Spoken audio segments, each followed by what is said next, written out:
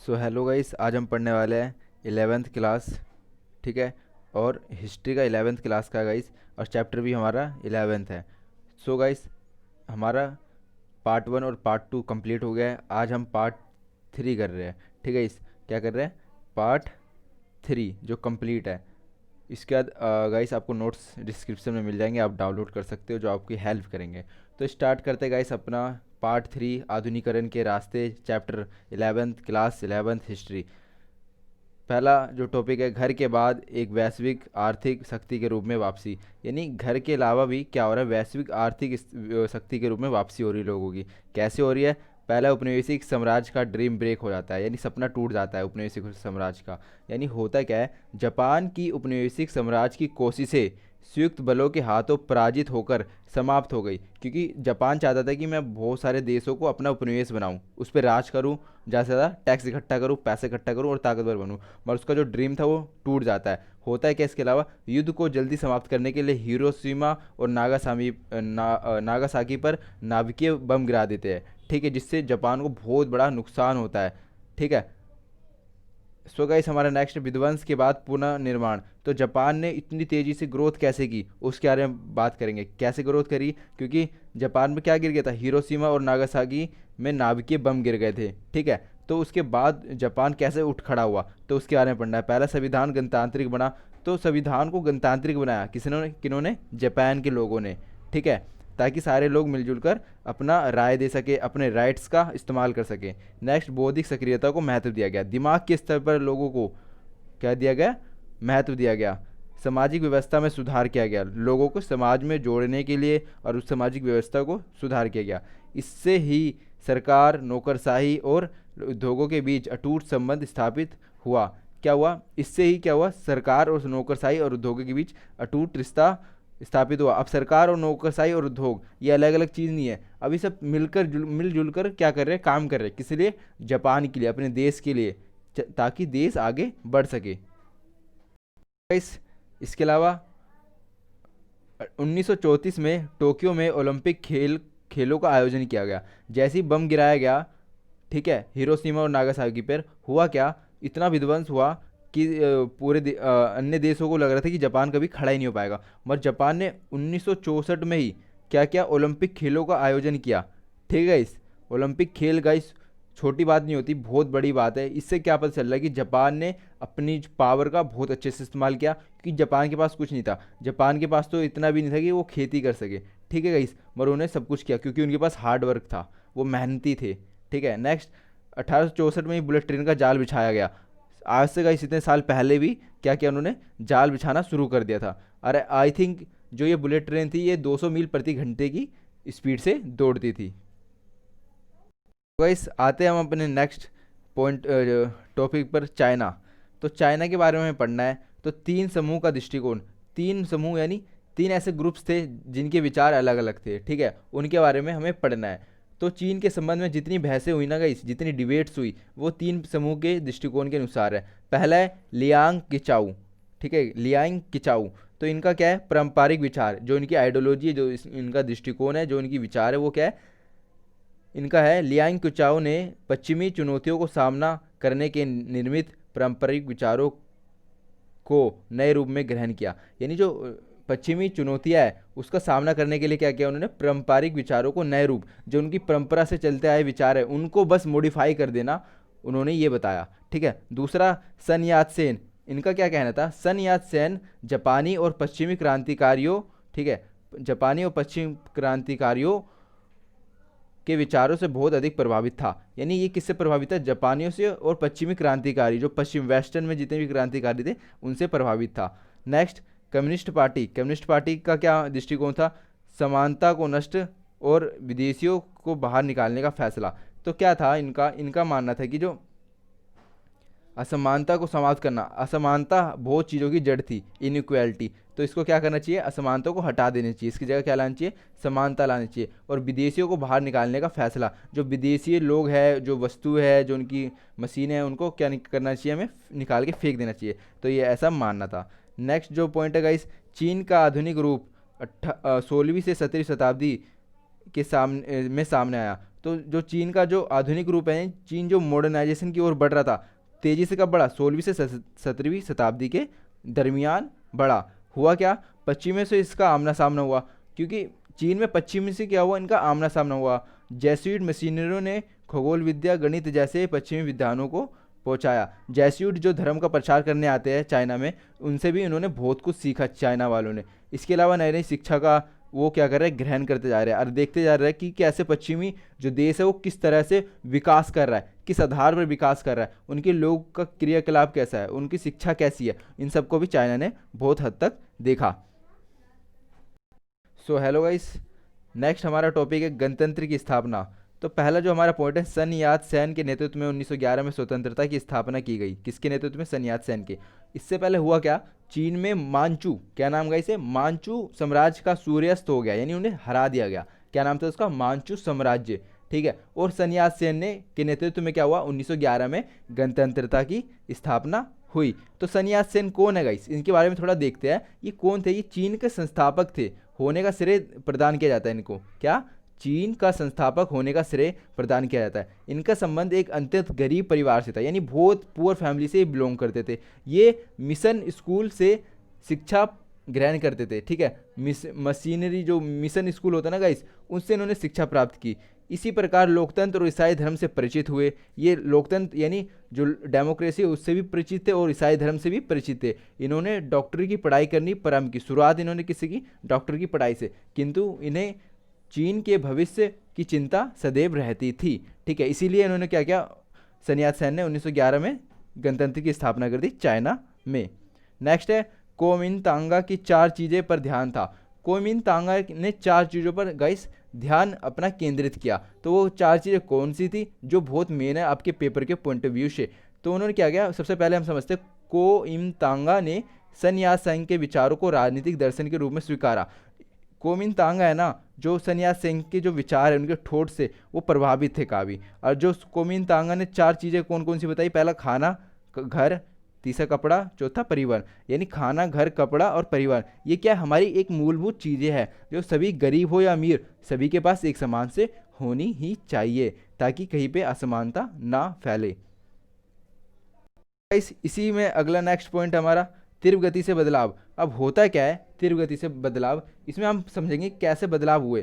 पहला, स्कूल व विद्यालयों का विस्तार हुआ। अब क्या हो रहा है? धीरे धीरे स्कूल और विद्यालयों की संख्या बढ़ाई जा रही है। ठीक है। गरीब और अमीर ऐसे भेदभाव को धीरे धीरे मिटाने की कोशिश की जा रही है, थोड़े थोड़े हद तक। नेक्स्ट, सामाजिक व सांस्कृतिक क्षेत्रों में बदलाव किए जा रहे हैं। सामाजिक और सांस्कृतिक क्षेत्रों में भी क्या कर रहे हैं? बदलाव किए जा रहे हैं। नेक्स्ट, पत्रकारिता ने लोगों की सोच में बदलाव किए। अब पत्रकारिता का भी हम इसमें रूप देख रहे हैं कि पत्रकारिता भी यहाँ पर होते जा रही है बड़े लेवल पे, ताकि लोगों को इन्फॉर्मेशन मिलती रहे, एजुकेशन मिलती रहे पत्रकारिता के माध्यम से कि हमारे देश में चल क्या रहा है। तो गाइस जो हमारा नेक्स्ट है टॉपिक, चीनी साम्यवादी दल का उदय। यानी चीनी साम्यवादी दल का उदय होता कब है? जापान 1937 में जब चीन पर आक्रमण करता है। होता क्या है? जापानियों 1937 में जब जापानियों 1937 में जब चीन पर आक्रमण किया। किस पर आक्रमण किया? जापानियों ने 1937 में किस पर आक्रमण किया? चाइना वालों पर आक्रमण किया। तो कोमिनतांगा ने पराजय स्वीकार कर ली, यानी चाइना हार गया और उन्होंने हार को एक्सेप्ट कर लिया कि हम हार गए। ठीक है। इसी युद्ध की वजह से क्या हुआ? चीन कमजोर पड़ गया। क्या पड़ गया? वीक पड़ गया, कमजोर पड़ गया। कौन? चीन। कीमतों में 30% की वृद्धि हो गई। क्या हो गया? कीमतों में 30% से अधिक वृद्धि हो गई, क्योंकि चीन हार गया था। अब जो उनके सामान थे वहाँ के थे नहीं, कहाँ से आ रहे थे? अब किसका अधिकार है उस पर? जापान वालों का है। इसके अलावा क्या हुआ? कीमतें तो वृद्धि हुई और सामान्य आदमी के जीवन पर बुरा प्रभाव पड़ा। सामान्य आदमी यानी गरीब हो गया या आम आदमी हो गया, उसके जीवन पर भी क्या पड़ रहा है? नेगेटिव प्रभाव पड़ रहा है। तो क्यों? क्योंकि जापानियों ने क्या कर रखा है? विनिंग हासिल कर रखी है, जीत हासिल कर रखी है। किस पे? चाइना वालों पे। तो वो अपनी चलाएंगे जापान वाले। सो गाइस होता क्या है, इसके अलावा चीन में 2 समस्याएं और भी थी चीन को जो खोखला बना रही थी। एक तो थी पर्यावरण की समस्या। क्या थी गाइस? पर्यावरण की समस्या। पहली थी पर्यावरण की समस्या। इसमें क्या था कि पर्यावरण बहुत प्रदूषित हो रहा था, जो ये बहुत बड़ी समस्या थी। और जो दूसरी समस्या थी वो कौन सी समस्या थी? वो सामाजिक आर्थिक समस्या थी। ठीक है। सोशल एंड सामाजिक एंड आर्थिक गाइस, सोशल एंड इकोनॉमिकल, ये समस्या चाइना में थी। पहला पर्यावरण की समस्या, दूसरा सामाजिक और आर्थिक समस्या जो थी क्या कर रही थी, चाइना को धीरे धीरे वीक करते जा रही थी। इन दोनों समस्या के कारण क्या हुआ, यहाँ के लोगों का जीवन निम्न स्तर का हो गया, यानी लो लेवल की जिंदगी ये जीने लग गए। गाइस जो हमारा नेक्स्ट है माओ तासेक तुंग। तो ये पता क्या था गाइस, इन्होंने क्या किया, इन्होंने ऐसा किया कि जो कोमिनतांगा को इन्होंने हराया सबसे पहले, ठीक है, कोमिनतांगा को हराया और एक अलग रास्ता इन्होंने अपनाया। इसी प्रकार चीन की साम्यवादी पार्टी एक शक्तिशाली पार्टी बन गई। ठीक है, किसको हराया इन्होंने, को ओइमिन तांगा, ठीक है, उसको हरा के क्या इन्होंने स्थापित किया, साम्यवादी पार्टी, एक जो एक शक्तिशाली पार्टी के रूप में उभरी। तो इन्होंने क्या बताया, इन्होंने आज़ाद सरकार के बारे में बताया, सेना के विचारों को पुनः प्रभाषित किया यानी पुनर्जीवित किया, महिलाओं की स्थिति में सुधार लाए इन्होंने, तलाक विवाह और खरीद व बेचने के नियम को कठोर बना दिया, यानी खरीद या बिक्री यानी जो प्रॉपर्टी से जुड़े हुए जितनी चीज़ होते हैं, मैरिज एंड जो डिवोर्स होते हैं, इन सब में भी क्या करें इन्होंने कठोर नियम बनाए। इसके अलावा महिलाओं की स्थिति को सुधारा, किन्होंने, माओ ता तुंग ने। सो गाइस हमारा नेक्स्ट है नए जनवाद की स्थापना 1949 से 65 में। हुआ क्या, 1949 में पीपल्स रिपब्लिक ऑफ चाइना की सरकार बनी। किन की सरकार बनी, पीपल्स रिपब्लिक ऑफ चाइना की शुरुआत बनी। मतलब क्या हुआ, स्थापना हुई। हुआ क्या था, 1949 में चीन में पीपल्स रिपब्लिक ऑफ चाइना की सरकार बनी। यह सरकार नए लोकतंत्र के सिद्धांत पर आधारित थी। ठीक है गाइस, इसके अलावा क्या था, नए लोकतंत्र के सिद्धांतों पर आधारित थी, यानी इसकी विशेषता क्या थी, सभी वर्गों के लोगों को गठबंधन था इसमें, यानी चाहे गरीब हो अमीर हो सब मिलजुल कर थे इसमें। अर्थव्यवस्था के प्रमुख क्षेत्रों को अपने अधीन कर लिया तथा निजी कारखानों और भूस्वामित्व को समाप्त कर दिया। जो निजी कारखाने थे, जिसे पर्सनल फैक्ट्रियाँ थी लोगों की, जिससे वो अमीर बनते जा रहे थे, उनको इन्होंने अपने अंडर ले लिया और भूस्वामित्व को समाप्त कर दिया, यानी कोई भूमि का मालिक नहीं है। कोई ये नहीं कि भूमि का कोई मालिक हो जाए तो क्या करेगा, वो कोई ज़्यादा ज़मीन हड़पेगा, कोई कम है जिस पे, तो वो क्या होगा, गरीब अमीर का फासला बढ़ता जाएगा। तो इन्होंने क्या किया, भू स्वामित्व को ही खत्म कर दिया, यानी भू स्वामित्व जैसा कोई है ही नहीं, भूमि का कोई मालिक ही नहीं है, ना कोई किसी की निजी संपत्ति होगी, निजी कारखाना होगा। तो इन्होंने जितने प्रमुख क्षेत्र थे, जितनी फैक्ट्रियाँ हो, कोई से भी इंडस्ट्री हो, उनको अपने अंडर ले लिया सरकार ने चाइना के।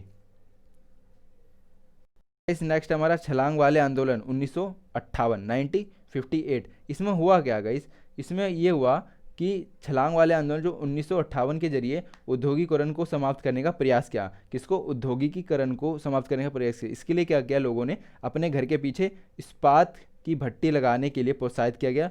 लोगों को सामूहिक खेती करने के लिए भी कहा गया, यानी दो काम हुए इसके अंडर, पहला लोगों ने भट्टी लगाई घर के पीछे, दूसरा कृषि में भी सुधार हुआ, खेती करना स्टार्ट किया लोगों ने, सामूहिक खेती। सो गाइस स्टार्ट करते हैं नेक्स्ट हमारा दर्शन का टकराव 1965 से 78। 1965 में आलोचकों को मुंह तोड़ जवाब देना एक आंदोलन बना। कैसे हुआ गाइस, क्यों ये मुंह तोड़ जवाब आंदोलन शुरू हुआ। ठीक है, हुआ क्या था, एक दूसरे की आलोचना करना शुरुआत कर दी किसने, माओवादियों ने, जो उनका एक प्रमुख कार्य बन गया। तो हुआ क्या, वे समाजवादी व्यक्ति और दक्षता की बजाय, यानी लोगों में समाज में जो व्यक्ति है उन पर ध्यान देने की बजाय, और दक्षता यानी जो उनकी एबिलिटी है, जो कैपेबिलिटी है, जो उनमें निखार करना है, उसके बजाय लोगों को मतलब एक तरह से स्किल्ड बनाना है, उसके बजाय क्या किया उन्होंने, इनका विचार था बल देने पर, किसका, विचारधारा पर बल देने का। तो इसीलिए ये आपस में टकरा गए। इसीलिए 1965 में एक आंदोलन छेड़ा जिसे हम क्या कह सकते, आलोचकों को मुंह तोड़ जवाब देना था। तो गाइस जो ये आंदोलन हुआ जिसमें मुंह तोड़ जवाब दे रहे हैं, क्योंकि लोगों को जो स्किल्ड है उस पर ध्यान नहीं दिया जा रहा, जो समाजवादी व्यक्ति और दक्षता की बजाय किस पर ध्यान जा रहा है, विचारधारा पर बल दे रहे हैं, यानी बस हमें ये साम्यवादी अपनाना है, यही बस बोलते जा रहे हैं, इसके अलावा कुछ किया नहीं जा रहा। तो यही हो रहा था, मतलब अब क्या हो रहा है, इसके दौरान क्या हुआ, इसका परिणाम स्वरूप यानी रिजल्ट क्या निकला, पुरानी संस्कृति, रीति रिवाज और आदतों, जो भी आदतें थी, आदतों को त्याग दिया गया। जितनी भी पुरानी संस्कृति थी और रीति रिवाज थे और आदतें थी, जिससे पीछा हो रहा था देश, पीछे देश जा रहा था, तो उनको क्या कर दिया इन्होंने, हटा दिया। सो गाइस जो हमारा नेक्स्ट है 1978 में शुरू होने वाले सुधार, 4 सूत्र कार्यक्रम थे जो 1878 में शुरुआत हुई थी सुधार के लिए। 4 सूत्र कार्यक्रम में क्या आता है, पहला विज्ञान, उद्योग, कृषि और रक्षा। तो ये 4 क्या थे, सूत्र थे, ये कार्यक्रम थे, ताकि क्या हो, देश का विकास हो सके।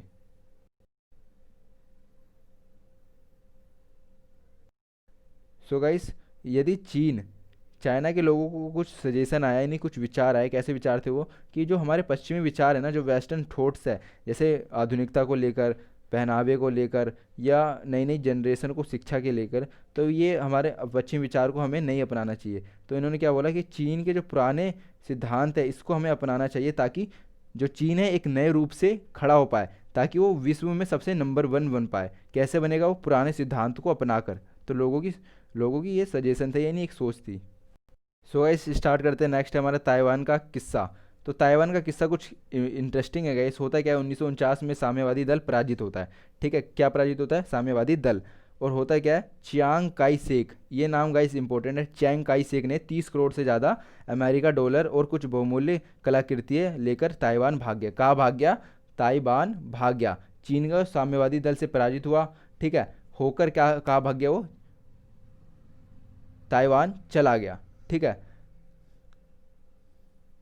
तो गाइस हमारा नेक्स्ट है, हुआ क्या था गाइस, कि जो ताइवान है ना उस पे ऐसा माना जाता था कि चीन का कब्ज जो जापान है ना, जापान उसका उन्होंने जापान वालों ने उस पर कब्जा कर लिया था, अपना उपनिवेश बना लिया था जापान ने। मगर हुआ क्या, कायरो घोषणा पत्र और पेट्रस डैम घोषणा पत्र के द्वारा चीन ने पुनः संप्रभुता को प्राप्त कर लिया, यानी दोबारा ताकत हासिल कर ली। कहाँ पर? ताइवान पर। ताइवान ताइवान पर अपना अधिकार दोबारा स्थापित कर लिया। किसने? चीन ने। सो गाइस स्टार्ट करते हैं। कोमिनतांगा की ऐसी सरकार, यानी कोमिनतांगा के अंडर जो सरकार थी, उनके पास कैसे कैसे उन्होंने काम किया। पहला, स्वतंत्रता को समाप्त कर दिया लोगों की, बोलने पर पाबंदी लगा दी लोगों पर, लोगों को सरकारी स्थानों से बाहर कर दिया गया, धकेल दिया गया। मगर इन्होंने कुछ अच्छे काम भी किए। ये तो हमने नेगेटिव पढ़ा, अब हम पॉजिटिव पढ़ते हैं। इन्होंने क्या किया? मगर इन्होंने भूमि सुधार व कृषि उत्पादन की क्षमता बढ़ाई और अर्थव्यवस्था का आधुनिकीकरण भी किया। आधुनिकीकरण कर रहे हैं अर्थव्यवस्था का, भूमि सुधार कर रहे हैं और कृषि में उत्पादन बढ़ा रहे हैं। कौन? कोमिनतागा की सरकार में। ठीक है इस सो गाइस जो हमारा लास्ट टॉपिक है, आधुनिकता के दो मार्ग यानी चीन और जापान ने कैसे कैसे मार्ग अपनाए। जो चीन है वो साम्यवादी परंपरा को अपनाया, यानी सभी इक्वल रहेंगे, सभी समानता रहेंगे, यहाँ पे ना तो कोई गरीब होगा ना तो कोई अमीर होगा, ऐसी इन्होंने विचारधारा अपनाई और शिक्षा को बल मिला। नेक्स्ट जो हमारा है जापान। जापान किससे प्रभावित था? पश्चिमी विचारों से प्रभावित था। वो ज़्यादा से ज़्यादा विकास करना चाहता था। और इसके अलावा उन्होंने क्या किया? इसके अलावा गाइस उन्होंने क्या, प्राचीन कला व प्रथाओं को नए ढंग से इस्तेमाल किया। जापानों ने क्या किया, अपनी प्राचीन कला थी जो जापान की और जो उनकी प्रथाएं थी, उन्हें एक मॉडिफाई रूप में उन्होंने यूज किया। ठीक है, तो ये थे आधुनिकरण के दो मार्ग, चाइना और किसके बीच? जापान के बीच। आई होप गाइस आपको समझ आई हो वीडियो। और नोट्स गाइस डिस्क्रिप्शन में आप इसे डाउनलोड कर सकते हो। ठीक है गाइस, आई होप गाइस आपको समझ आया हो।